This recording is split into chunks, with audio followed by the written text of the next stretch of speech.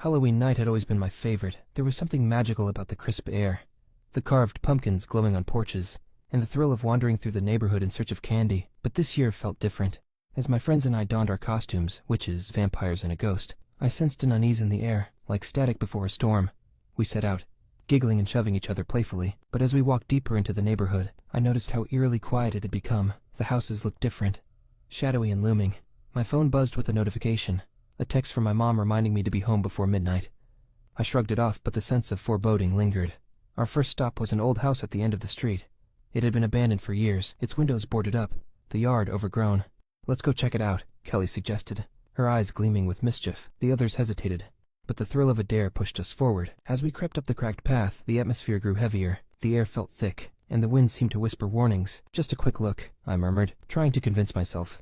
We peered through a grimy window, our breath fogging the glass. Inside, the shadows danced like they were alive. Suddenly, a loud crash echoed from within the house. We jumped back, hearts racing. "Did you hear that?"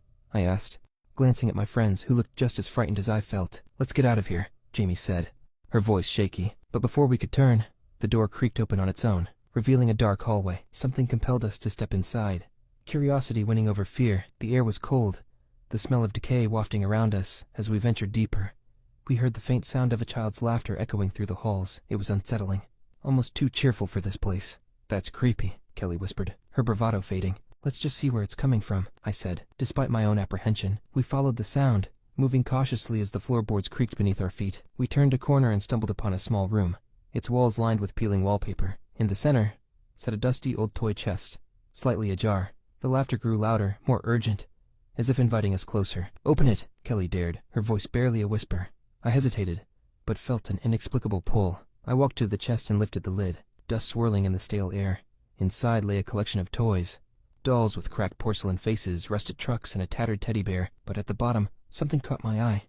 A small, old-fashioned music box. I picked it up, and as I wound the key, the haunting melody filled the room. The laughter stopped abruptly, replaced by a chilling silence. The atmosphere shifted, and suddenly, the air grew thick with a palpable darkness. "Let's go," Jamie shouted, panic rising in her voice. But as we turned to leave, the door slammed shut. The laughter returned, echoing around us, now twisted and sinister. I banged on the door, but it wouldn't budge. My friends were screaming, and I felt a cold presence enveloping us, shadows creeping along the walls. The laughter morphed into cries, the toys around us rattling as if alive. In the chaos, I spotted a small window near the ceiling. "Help me boost you up," I shouted to Kelly. She nodded, her face pale, and the others helped hoist her. Just as she reached the window, it shattered, a jagged piece slicing her arm. She cried out, but the moment she tumbled through, the door creaked open, the darkness retreating.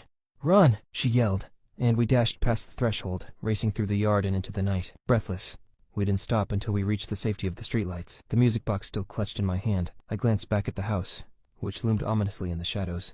The laughter faded, but I could still feel its echo in my bones. When I finally made it home, I locked the door behind me, trembling. I placed the music box on my dresser, unsure of what to do. I'd heard stories about the spirits of children who lingered in abandoned places, but I never believed them, until now. As the clock struck midnight, I heard it again, a faint melody drifting through the air, filling my room with a haunting lullaby. The laughter returned, more chilling than before, and I knew that this Halloween would haunt me forever.